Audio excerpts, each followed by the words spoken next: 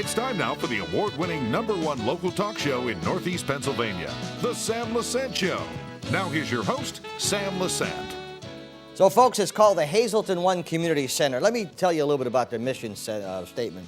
Our mission is to provide a suitable location within the city of Hazleton conducive to creating opportunities for economically disadvantaged children to participate in a variety of no-cost and low-cost educational, cultural, and athletic activities. Now today, folks, I have one of the major founders, Joe Maddon, no stranger to northeastern and central Pennsylvania, and Bob Curry, who is the president of the Hazleton Community Center. Now, folks, something very interesting.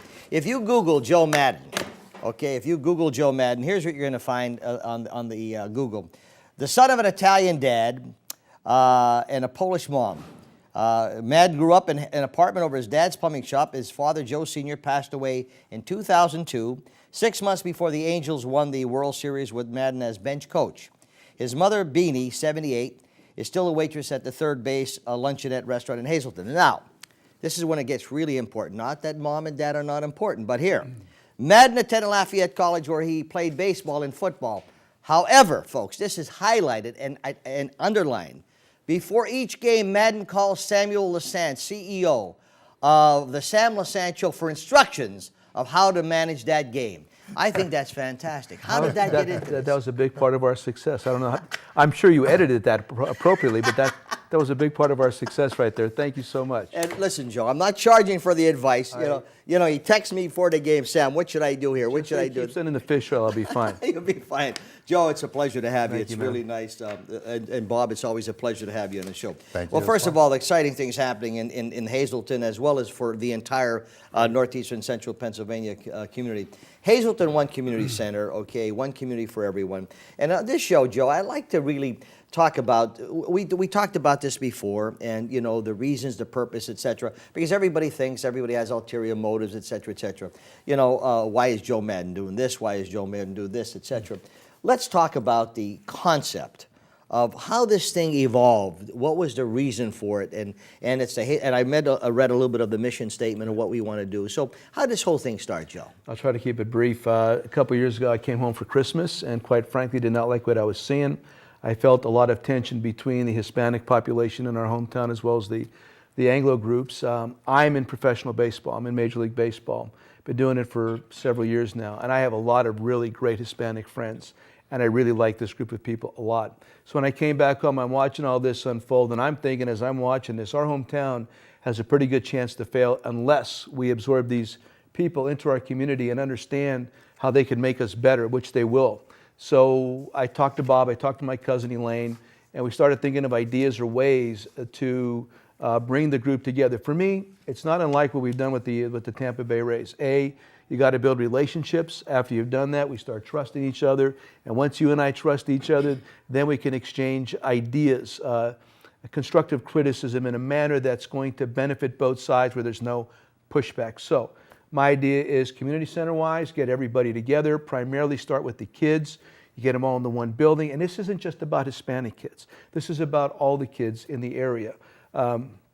Create more programs for them to get involved, whether it's athletic, academic.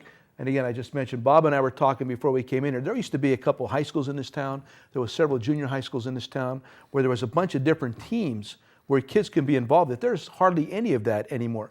There's nothing for kids to get involved with except to purchase video equipment, video games, sit in their house, they don't go out and exercise. There's no self-discipline. There's no team components. There's none of that stuff going on. That's just not a Hazleton problem. This is a United States problem. So the point was get them off their butts, get them out, get them in a community center, get them together. The parents will follow. And hopefully this is our way of building relationships, which is going to create trust, which eventually is going to permit us to be constructively critical of one another. And then you finally got something.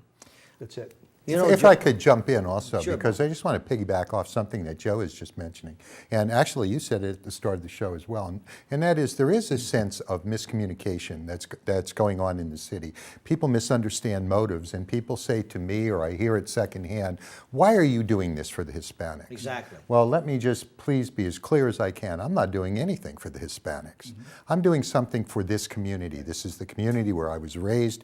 This is the community that I still come to 7 days a week. My wife works here. Many of my friends work here. But together, when we take these disparate groups and we bring everybody together, we can do great things in this community. Apart, we are weak, but together we are very strong. Bob and Joe, the interesting is when you have the fear of the unknown, okay, and this is what happens, as I told you the story about my grandfather.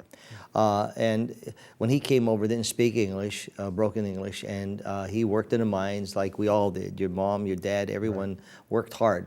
But anyway, I'll never forget, I tell this story, and I'm saying again, went to Hazleton. He always was proud of the country. He wore a suit, came into Hazleton on a bus, went into the bank. He couldn't speak the English language. He was trying the best he could. The bank president comes out and says, "Get out of my bank. Get out of my bank. And go back where you belong. When you learn how to speak, get the hell out of here." Now, it happened to everybody. The Italians, the Irish, the Polish, you name it, happened to everybody. And so we have a community. You know, you stay here, we have 5% to 37, 38% of Hispanics. And let me tell you, just like you, Joe, and you, Bob, I have a lot of Amilcar Arroyo, great guy. We were the first to start a Spanish news. Sure. We got crucified when we started Italian. We got every kind of hate mail you could imagine, not understanding what we were trying to do to open the line of communication. And I think, Joe, this is what we're trying to do here, isn't it? Yeah, like you're talking about, you got to break down this component of fear. I mean, these people are exactly like we are. They speak a different language, but I'll tell you, particularly about the Dominicans also, these people are as close to being Italian as anybody I've ever met without actually being Italian. They're very family-oriented, very religiously oriented, a tremendous discipline within the family with the parents to the kids. They're just like us. There is no difference. So at the end of the day, all this fabricated fear needs to go away. And the only way that's going to go away is if you get out of your house.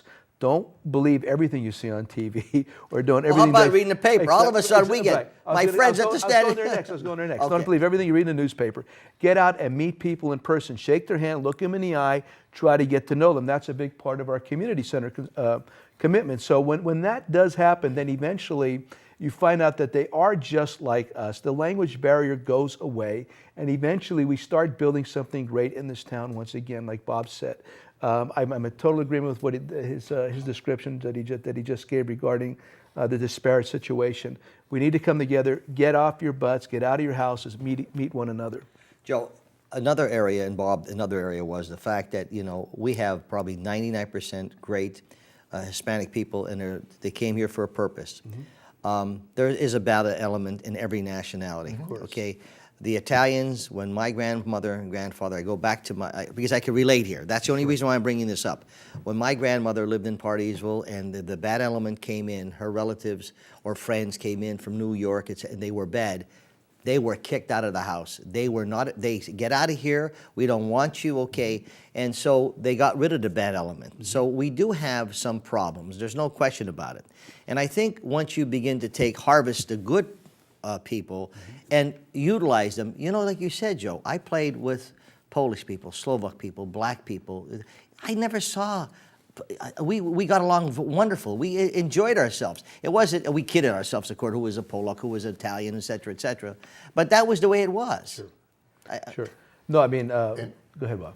I also, you know, it's important that all of us remember those roots in these stories. The story you tell about your grandfather is a particularly powerful story because it gets replayed over and over from one generation to another. This latest immigration is just the newest one. That's all it is. As Joe points out, these people, our similarities are so much greater than our differences. They're people that came here for the same reasons that our grandparents came here.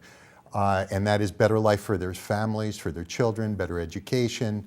And we can provide that opportunity, but they can also provide us with all kinds of things, a rich cultural tradition from the Spanish people. And I like to say that right now we're like two different societies, like railroad tracks going off into the distance, and we're not meeting anywhere. Mm-hmm. But when finally we meet together, this city is going to explode. Criminal element, sure. We don't want them any more than anybody else. We have to recognize that, we have to face up to it, and we have to find creative ways to deal with it. The community center is one of those creative ways. When the FBI held all of their meetings here, their forums about crime, they talk to us. They say, okay, who is it that the gangs target? 10 to 14-year-olds. What are we offering our children as alternatives? Exactly. On weekends, on evenings, Yep. during the summer months? This is the alternative. Yes. This Yeah. is where we're turning. Yes. We want to provide opportunities for those kids to go in a different direction. And we want, just as much as anybody else, to get the criminal element out of town. As well as do the Hispanic group. I mean, it's here. They don't want that. They don't want that here either. And it is a young male problem is what it comes down to. Like Bob's saying, if we could create all these different kind of programs within our community center, whether it's athletic, whether it's academic, whether it's how to fix a car, whether it's how to fix a bicycle, whatever would get people to become more constructive in regards to utilizing their skills, or even discovering skills that they don't even know that they have. But get them into our building, get them into the center, and start the different processes that are going to get them pushing them in the right direction. Folks, I'm talking to Joe Maddon, manager of the Tampa Bay Rays. We're very proud of Joe. I give him a lot of information, folks, and I get no pay or nothing. I mean, but hey, I'll do that as a friend. And Bob Curry, who is the president of the Hazleton One Community Center Board of Direction. When we come back, we'll talk a little bit more. What is this Hazleton One Community Center? What will it do? What will it provide?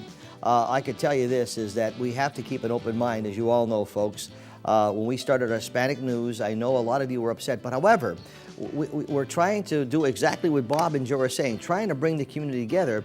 You know, how many times you met someone and you judged that book by its cover, and after you got to know that person, you said, wow, what a beautiful person it was, but yet you looked at the outside and never judged what was in the inside. We'll be back right after this.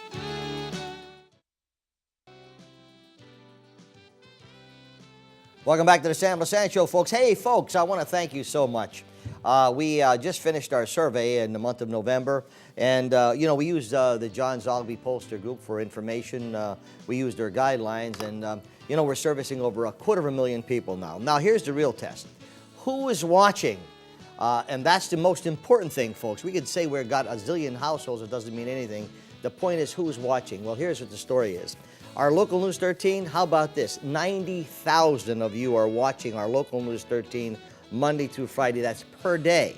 That's more than one of the major broadcast stations in the morning have on their 16 counties. The Sam Lesante Show, thank you so much, remains the #1 talk show in northeastern Pennsylvania with 105,000 people watching each week. It's amazing to me. I appreciate that so much. Our girls show is up to 100,000 a week. Inside Scoop and all our programming, you name it, have been #1 in their time slots, and I appreciate that so much, particularly of all my friends in Pine Grove and the Pottsville area. Thank you so much for making us your #1 local television station, and these are facts, folks. I appreciate it. Joe Maddon's my guest, folks, from the Tampa Bay Rays. As you know, I give them a lot of information, but we're not going to talk about that. Bob Curry is here, who's the president of the Hazleton One Community Center. A great, exciting thing happening in Hazleton and this community center. Joe, before we get into the community center and what we're expecting to have from this center and everybody who's involved with it, my question to you is this. You know, you're very successful, thank God. You know, you don't really have to be doing all this, Joe. Okay, you really don't have to be doing this. I mean, you're not getting a star, you know, you're not getting anything, you're not getting an award. Why did Joe Maddon decide to do this? I don't want anything, actually. I mean, I'll give you an example. Last night I'm driving back from Philadelphia. My plane landed in Philadelphia. I'm driving up the turnpike and then I'm coming up the Broad Mountain. I'm thinking about all the people that were influential in my life coming back up. Richie Rabbits used to take me down to Philadelphia all the time to see the Eagles play football, the 76ers play basketball.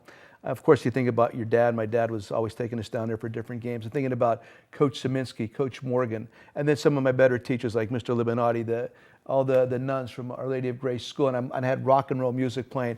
And as you're going up the Broad Mountain, it tells you exactly why you're so committed to this place.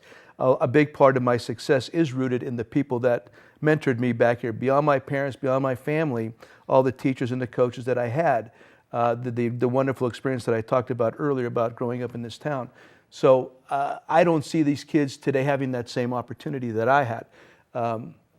When I do talk about my hometown, my home Hazleton experience growing up, I do speak about it very sincerely that it was the best. And I want it to be the best for these kids that are coming after us.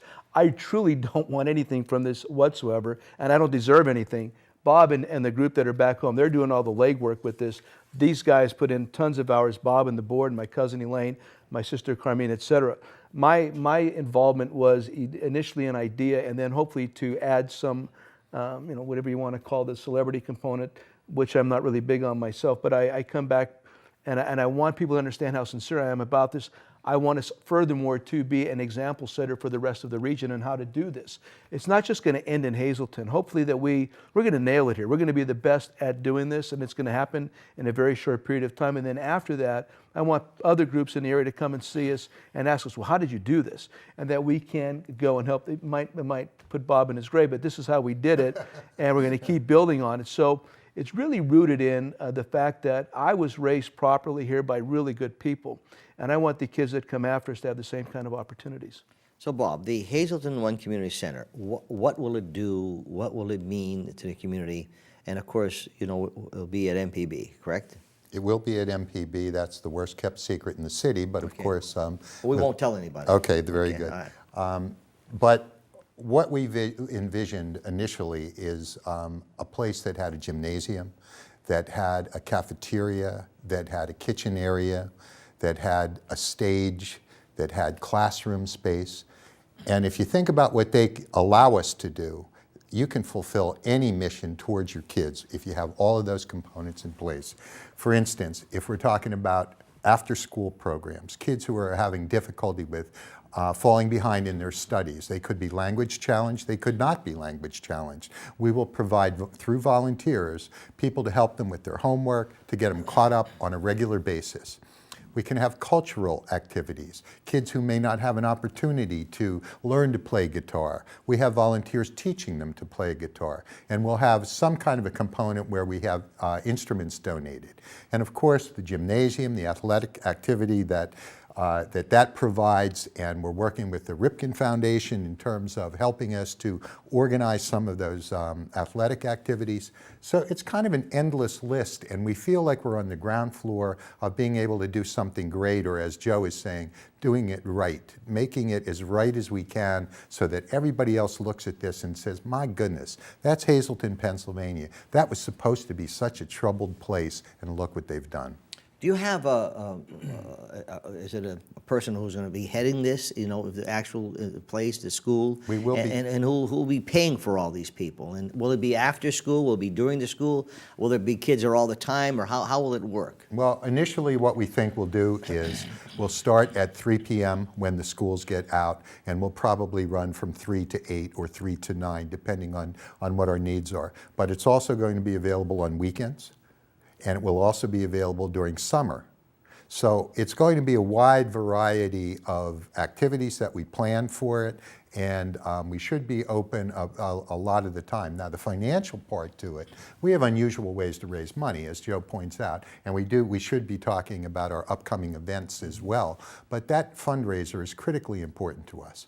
But we combine that fundraiser with some public money, but not tax money, by the way. I just want to point that out to people, because a lot of people are misinformed about that, and they say, oh, we don't want our taxes going to something like that. Okay, we have not gotten a nickel in tax money. The money that we did get from the government was a grant from the Gaming Commission, which is just people who gamble, they charge them a slight fee. And we were able to secure a grant from that. But we haven't used tax money. But we're constantly going to be fundraising, and this is where Joe comes in so handy. And he sells himself a little short, I might add, with this stuff, saying that we're doing all the legwork, we're doing all of it on our side. He's done a ton of work. And he's provided the impetus, he provides his celebrity, but he also provides a lot of the nuts and bolts. We're in constant contact with this project, and we have been for the last 2 years. So that's what I say. If you have grant money coming in, there won't be any tax money involved. Correct. Okay. Now, so you're looking at people who will be hired to work with these young people. And what are the ages? I mean, and you said it's open to everybody. Right. We want to really include any age group regarding the kids, and eventually, hopefully, some of the adult educational programs also. We're not going to exclude adults, but we really want to focus on the youth of the city primarily. And again, not just Hispanic, not just Anglo, everybody, get the kids together. I believe, and I think this is a kind of a commonsensical kind of a thing, if we get all these kids together in this building, the parents got to show up at some point. Absolutely. The parents have got to show up, and you get the parents showing up and they get involved Yeah. in And whatever that's the why I kids think- are. Then eventually you're going to get all this good relationship building that I was talking about in the first segment. So, but we want to start with the kids first. If you get a mixture of groups, you know, Hispanics, whites, blacks, you name it, everyone working together, like I said, you know, young people know how to work together. I saw on the playground a black, a Hispanic, a white. don't. They don't have care. those barriers, okay, less, and the prejudices, okay. And again, I said about the fear from the unknown. You know, we look at, you know, the mafia, okay. As an Italian, I'm not happy about that. Okay, everyone, you know, it's funny, Joe. They would say to me, "You're in business. You must be in the mafia." If I was Jewish, I would be a good businessman. Right. You know what I mean? I mean, the difference is. So we didn't like that either. Okay, but they're so, you know, just because they can't speak English, like it means I could criticize my grandfather. You know, speak with their kids. Their kids speak beautiful English, much better than I can. Yeah. And eventually the parents are getting better with it also. And not unlike my grandparents on both sides, like you're talking about. Really, the superficial barriers that exist really kind of make me laugh because it is very superficial. At the end of the day, we are, like Bob said, the similarities are so much greater than our differences, but we focus on this really, the minutia part of this thing that really doesn't matter whatsoever. And again, Bob spoke of this briefly too.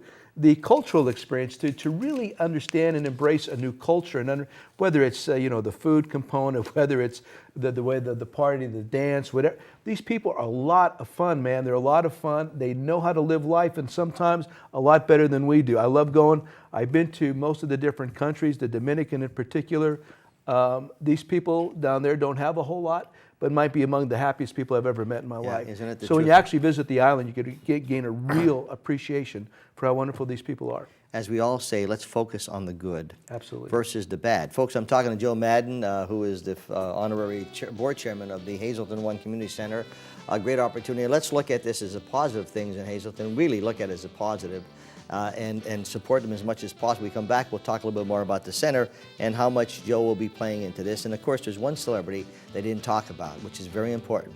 I'll mention that when I come back after this break. Folks, it's called the Hazleton One Community Center. A great opportunity for us all over northeastern central Pennsylvania. My guests, Joe Maddon and Bob Curry, who is the honorary chairman, president of the Hazleton One Community Center. Now, we talked about raising money events that are happening, Joe. Okay, so let's talk about the very first event. The first event will be on December 14th. The big event will be at Genetti's. We're going to have Tino Martinez is coming into town. I spoke to Tino recently. He's really excited about it. Fernando Rodney, Carlos Pena, Joel Prolt, all from the Rays. Peter Gammons, Ed Randall, and Kim Jones will all be there as a celebrity group. They're really excited about this, so there'll be much memorabilia there to be auctioned off. We got some great jerseys, some bats, some baseballs, etc. We had a bunch of good stuff last year. We have the equally good stuff again this year, but Genetti's is going to provide a little bit bigger for them. Lobos's was great last year, but we thought we might need a few more seats this year. And then what else is happening after the 14th?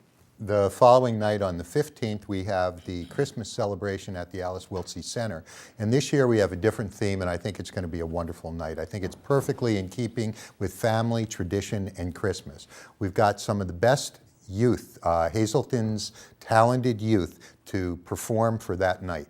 So it's kind of like Hazleton's Got Talent, but we don't vote anybody off the show. It's going to be a great evening for people. Admission to that is free, and you don't need reservations. You can just show up that night. It's a great center. I'd recommend that everybody goes. And just backtracking, the event on the 14th, tickets are available at the Shop 2, my sister's consignment spot up there on 11th Street, and also at Third Base Luncheonette for everybody knows where the base is at. So that's the primary two spots at the tickets. The third spot is at Concerned Parents on Broad Street. And the tickets are going quickly too, by the way. So last year we ran into a problem where at the very end people wanted tickets and we really ran out of room, and that's a big part of the reason why we had to get a larger venue this year. So if you are interested, and you should be, because it's a great moment for us to raise some dough, as well as you guys meeting some really interesting and fun people. I promise my guys like Carlos and Fernando and Joel and Tino, they're really fun people. Peter Gammons is really excited about this also. So and Kim and Ed do a great job. And I promise you press the flesh with these folks, they're fantastic. Isn't that so nice that they're coming up to spend that Hey, time? listen, and Christmas time. I'll I mean, tell you what, Exactly, they at were Christmas. excited about Yeah. it. There was like no arm twisting whatsoever. They all were on board. They all wanted to be part of this. They're all excited about it. They love the concept. It was a very easy sell for me with all these people. Actually, Kim and Ed were last year as well. Right. And they both contacted us and said, Right, they sign wanted us to up. We're dying to come back. Isn't that great? To Hazleton, to our project to support it. One more thing too, the last day is the Thanksmas dinner at the, Catholic Social Services, the Family Center new building. and that's going to be on Sunday, and that is primarily, for a lot of the, people that are in need right now. What day is it? What Sunday? The 5th to 16th. Okay, 16. And this Thanksmas for me is a project I started in the Tampa Bay area, primarily for down there. A lot of it is a homeless situation. A lot of it is single moms, families involvement. It's not just a lazy male that does not want to work. It's a lot more complicated than that. And with the situation with our economy over the last few years, there's a lot more people in need. People that had been giving are now in need. So we're doing it here also. The Thanksmas will be on Sunday the 16th. Well, Joe and Bob, it's always a pleasure to have you. Joe, thanks for coming on. Thanks for having us again. We really appreciate it, man. As usual, I always thank you for your participation when Freddie comes down and interviews They're you. outstanding. Freddie and the boys are great. Yeah, and your good wishes. They come back and tell me, and I appreciate that. Absolutely. And I'll continue to give you advice on the games. I'm looking forward to okay. it. Thank you, sir. Bob, good luck with you and your board, and I wish you the best. And we're available to you anytime. Anytime you need any kind of publicity, whatever, we're there to help. Okay, you got a great thing here. We're all in it together. We hope this will be a success. Folks, don't forget, get your tickets December 14th, and then there's a lot of things happening. We'll be talking about it on our news. And once again, thank you, ssptv.com 24/7. I appreciate your comments. My email, sam@ssptv.com. We'll see you next time.